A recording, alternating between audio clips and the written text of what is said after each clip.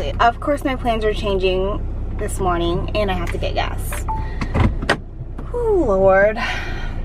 The lighting looks good today, so I figure I might as well do one of my card chats. I haven't done one since last busy season, but I do want to do one today just to give any of my newer subscribers a heads up. So during busy season, obviously y'all know work is very intense, so to make it easier on myself to edit and be able to like provide good content for y'all, I like to do card chats where I basically talk about a topic as I'm driving up to work, because y'all know my commute takes forever and a half. Might as well be productive, right? If you have a certain topic you want me to talk about, leave them in the comments below. I usually just talk about one topic per video. I posted a couple of videos recently, a Big Four video, like my experience in the Big Four, and then a Q&A. And one of the comments from one of those videos, I don't remember which video it was, but someone had asked why I went back into public accounting.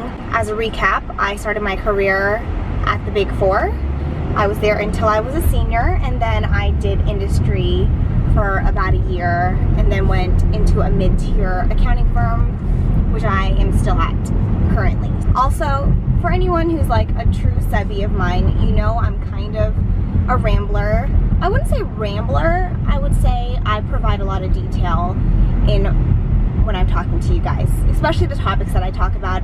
It's not like a one-word answer or like a really super easy answer. It's like me talking about experience. So if you're one of those people who don't like to hear people talk for a long time, then you should probably click out of my video because you may get irritated, and let's just save both of us the frustrations. Okay, y'all who enjoy my detailed talks, then y'all obviously are my subby family, and so these are for you. I'm just gonna give some backstory. Sorry if this is repetitive. When I was in college, I did an internship with a Big Four firm. The internship went well. They gave me a full-time hire offer. During my internship, people were really nice. You know, obviously they were following up with me. I didn't always feel fully included. Like there was I just had a feeling of just like not really fitting in with that culture. I think the big thing about the culture that I didn't fit in with at the time, and even now, is because at that point in my life when I was doing my internship, I had already gone through kind of a partying phase, and you know, a lot of people in public accounting and at the Big Four seem to drink a whole lot. Like after work they'll want to go out to the bars and, you know, drink and whatnot, and that wasn't something I was interested in. Hold on, I need to get gas.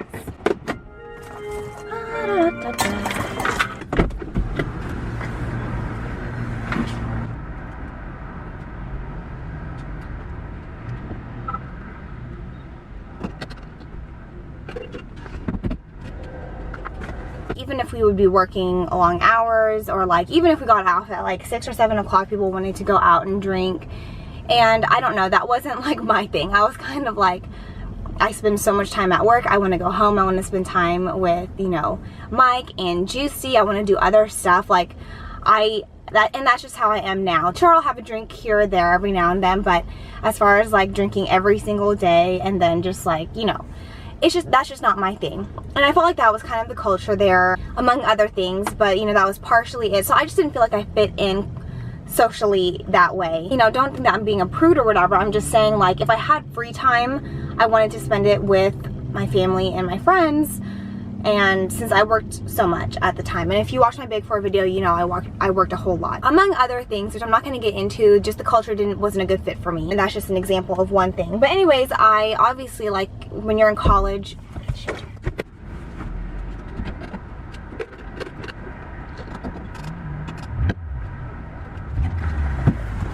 I wish all gas stations would just ask up front, do you want a receipt? So I can be like, no, I don't. You know, you're in school, people always tell you go to the Big Four, do the Big Four, blah, blah, blah. You know, ingrained in you while you're in school. You guys obviously know because a lot of you guys are in the same boat. So anyway, so that's what I did. I went to the Big Four. And if you get a full-time offer, obviously that is like, you know, that's a big deal. That means that you're doing something right. That's something to be proud of. And so it's not something that I wanted to just not take advantage of. Also, obviously, I was like, maybe I'm only seeing a certain section of this culture. So I didn't want to like judge it based off of just like the 10 weeks that I had worked there. So anyways, I took my Big 4 full-time hire offer. Really didn't know my full plan. I really wanted to make manager because all my professors said make manager in the Big 4 and it's gonna open up all these doors, controller positions, and this guy is going more than 20 miles per hour. Bro, you in a school zone, calm your ass down, okay? Hell no, hell no. Like, if when I have children, I am not going to be dealing with these motherfuckers who want to be going around so fast. Like, no, it's not right. Anyways, what was I saying? If you like doing audits, you get more flexibility at that point as a manager and all this other stuff. So it just seemed like there was all these benefits to making manager, and so I was like, that's my goal. I want to make manager at the Big 4.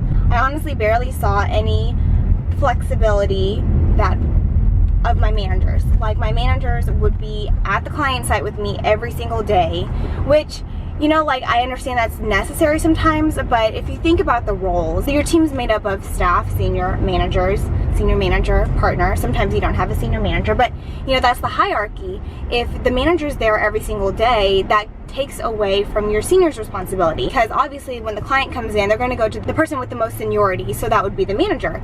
And so you're taking away valuable experience from your senior if you're always there every single day. That's how I view it. I feel like when I was a senior, I learned the most whenever I was able to figure it out. You know, sometimes I needed help from my managers, but for the most part, I felt like I learned a lot when I had to dig deep and figure stuff out, like do research, you know, work with my staff to figure stuff out. If a manager's there every single day, you know, if your staff has a question to a senior and the senior doesn't know, like, at the snap of your fingers, but the manager does because they have more experience, you know, you take away that opportunity for your senior to look into the issues, like figure it out. Sure, it might be more efficient to have a manager just answer the questions like that. Then you're not giving the seniors development opportunities, you know, that sets them behind career-wise, like growth-wise. So anyways, that's my soapbox about it. Just over and over and over, and you can watch my Big 4 video, you'll figure out exactly why I left and whatnot. I just kept thinking public accounting was not the right fit for me, and so I was a senior for a year there, and then I left and went into industry. So when I went into industry, I was doing regulatory reporting, and then I also did internal audit. Sorry, I always get so gassy when I talk to y'all. Hold on, I'm gonna get Starbucks. I'm so sorry, guys. I'm so all over the place. 'Tis the season. Caramel brulee latte. Ooh, I love that. Can I do that only with like 3 pumps of this syrup? Love her. She's so sweet. You know that other girl who sasses me all the time? I'm not in the mood for that almost ever. So I need to get my crap together. So when I went into industry, I went in as a senior. I didn't expect to go back into public accounting. I was really happy with what I was doing at the time. You know, I was really happy with the hours. The work that I was doing was fairly interesting. That's when I started vlogging, or like doing YouTube videos again and doing my blog, because I had time. Like, the gap from my blog and my YouTube, there was like a 3-year gap. That's because I was at the Big 4. I literally had 0 free time, and what free time I did have, I needed to sleep or hang out with my friends, or, you know, like, I didn't have any additional free time to have a hobby. And so that's, anyways, it was okay for a while, but then I felt like I really wasn't being exposed to as much as I had been in public accounting. Also, you know, I was still fairly young in my career, so I felt like I still wanted to learn more. And I thought internal audit was going to be that for me, because in internal audit, you're seeing like many different cycles of your accounting process, so it's not like you're just seeing one thing. So that's why I went into internal audit. Unfortunately, it had a very bad culture. Like, I'm not being dramatic.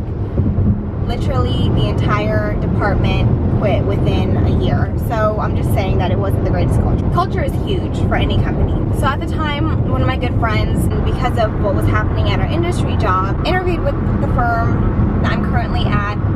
And because she had interviewed, and I've said this in other vlogs before, those vlogs may be private. So she had interviewed with female partners and senior managers. And as a woman, one thing that's very important for me in my career is that I'm still, while I have a career, I still would be able to be active in my children's life and be a good wife as well. That's very important for me, to be able to provide a good family life. Good that I like my job and I like what I do. but I'm not living to work. Like, that's not my purpose for life. What I'm striving for is to be able to provide a good life for my family and for my children whenever I have them. That's what I saw at the Big Four. I saw people living to work. Like, they literally lived, breathed on it. There was one manager who to this day I still am in contact with. This manager's no longer at that firm anymore. That manager made a very intense effort to have a good home life. It was reflected poorly on that manager. Partners jokingly giving them a hard time for taking a phone call to speak with the manager's family, you know, when we were working like until midnight, just so that the manager could speak to their children. Not a culture I wanted to be a part of, obviously. It seems to be different, the culture. You know, there's actually like women partners, they're married and they have children, and you know, and like the pace of work is slower and all this other stuff, and so she was getting a good feeling from it, and obviously I trust her judgment and her opinion, so I was just like, you know what, okay, I'll go and I'll interview as well.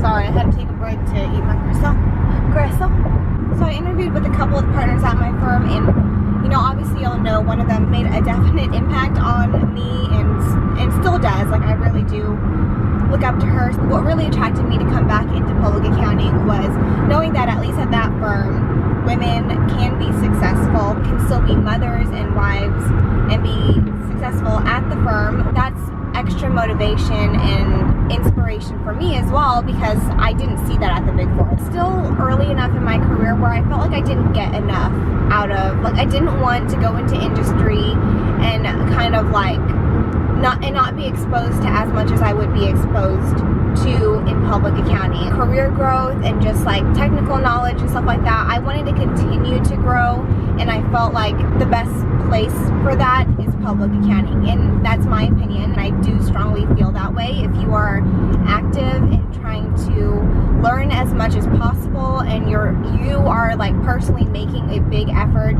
to learn a lot, then public accounting is one of the best places for you to do so outside of college. You see so many different companies, different accounting thing going on with a company, and so you see a lot of that. Also, you know, I was like, okay, yeah, busy season. Busy seasons are always rough. I mean, you're always working a lot more. Mike and I had just gotten married then, so I was like, you know, I don't have children yet. At the time, Juicy was diabetic, and I was like very open about it when I did my interviews. I was like, listen, I have a diabetic dog. I have to be home at certain times to take care of her. If my husband can't be there, like, is that going to be an issue? And they were all like, no, that's not going to be an issue. They don't know of any senior managers or partners or managers who would have an issue with that, because I came in as a senior as well. I don't have any human babies yet. I figured, you know what, I can put in more time at work right now. I have that capability right now, so if the main thing was like, oh, I don't want to do busy season hours at public accounting, I really didn't have a reason other than me just not wanting to do busy season hours. You know, that was the best time in my life if I wanted to do public accounting again. I know it can be done, but I'm just saying that was the best time for me. For exposure to accounting issues, I wanted to learn more. You know, I felt like I had the capability to devote the hours that I needed to. I do like the work that I do. It's interesting, like y'all know, I'm never bored. Like I'm just never bored. The type of person that I am, I get antsy when I don't have anything to do. Sure, there are days when I'm like, all I want to do is sit here and watch Netflix. You know what? I have those days.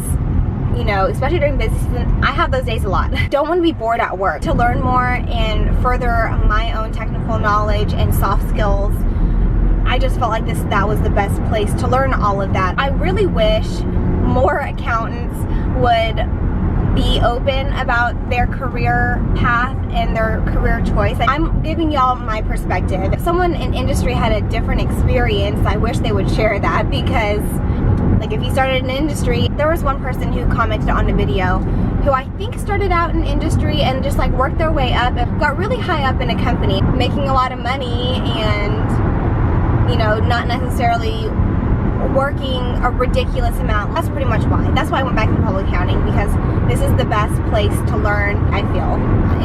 And I'm biased because that's what I know or whatever, so yeah, I hope that makes sense. And then why I'm still in public accounting, obviously because I do like what I do. I'm It's interesting. I'm always learning something new. That's exciting for me. There's obviously drawbacks to public accounting too. Like obviously y'all know the hours can be intense.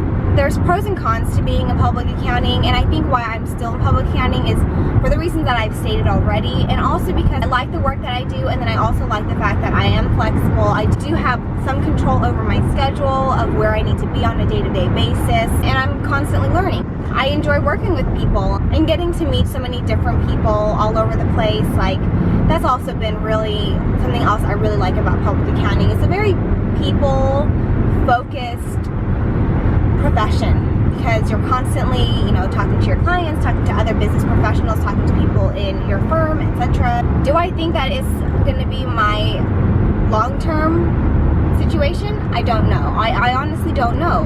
I don't know at what point you figure out if you want to be a partner or not. Like, I don't know what point that is, you know? With the right people and the right culture, and if it was a right fit. Alright y'all, so I think that's going to be it for this video. I hope y'all enjoyed it. If you did, please give it a thumbs up. Oh, can't see. Hope y'all had a great day. Have a great day whenever you're watching this, and I will talk to y'all later.